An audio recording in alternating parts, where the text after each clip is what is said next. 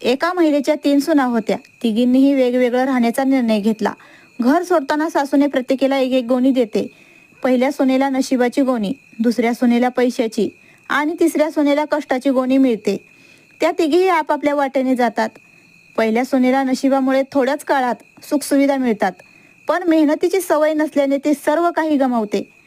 दुसऱ्या सुनेला पैशामुळे मोठ्या सुविधा मिळतात, पण पैशाचा गैरवापर केल्याने ती दिवाळखोरीला सामोरे जाते.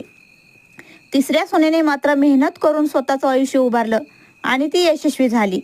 काही वर्षांनी सासूंनी तिघींनाही घरी बोलवलं आणि विचारलं, काय काय मिळवलं तिघींनी.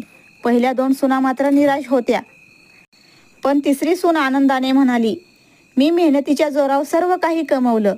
सासू हसत म्हणाली, नशीब आणि पैसा तात्पुरतं असतं, पण कष्ट कायम संपत्ती देतात. या कहाणीशी तुम्ही सहमत असाल तर जाताना रामकृष्ण हरी.